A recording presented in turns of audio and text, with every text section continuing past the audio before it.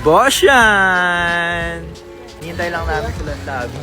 Then, pasok kami.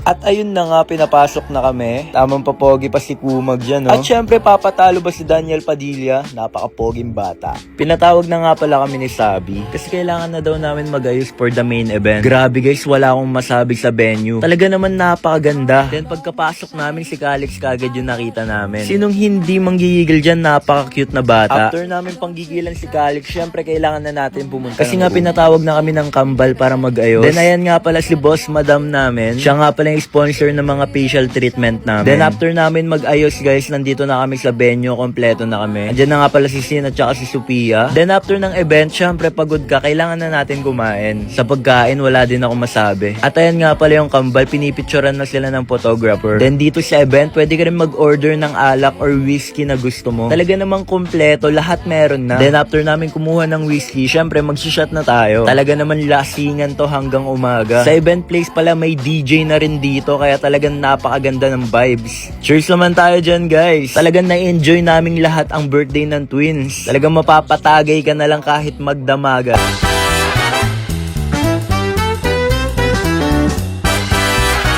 Hi guys, on the way na kami sa birthday nila Marie Twins. And finally, after 2 hours, nakarating na din kami. Kasama nga pala natin sila Kuya Sean and look guys, sobrang ganda ng venue. Yung mga pika-pika nga pala guys, yung unang bumungad sa akin. And meron nga pala ditong photo booth, kaya nag-selfie muna ako. And ang unang sumalubong sa akin dito ay si Baby Calix. Meron rin pala ditong swimming pool guys para sa night party mamaya. Kaya nag-outfit check muna kami ng mga kasama ko habang nag-aantay. And after nyon guys, nagpicture nga pala si Kuya Sean and yung papa ni Ate Sophia. And after nyon guys, nag-billiard nga muna kami habang nag-aantay. And finally, nag-start na rin yung party. And sakto guys, iserve na rin pala yung pagkain dito. And sabi nga rin pala ni Ate Sophia, parang fine dining restaurant daw yung atake dito. And bago iserve yung pagkain, nagtry nga muna kami dito ng halo-halo. And pati yung masasarap nila na pika-pika. Grabe guys, sobrang daming pagkain dito at worth it talaga. Lalo na itong mushroom soup nila, sobrang sarap and pinaka-favorite ko talaga. And syempre, hindi ko rin pinalagpas yung mini burger dito. Nagkwentuhan nga muna kami dito guys, and after nun, sinerve na nila yung pasta. Grabe, sobrang sarap talaga na itong creamy chicken pasta. Yung mapapasayaw ka talaga sa sobrang sarap. And pati yung kaibigan ko nagustuhan niya rin talaga. Next ko na pala dito yung dessert guys kasi sobrang busog ko na talaga. And after nyo, nagpicture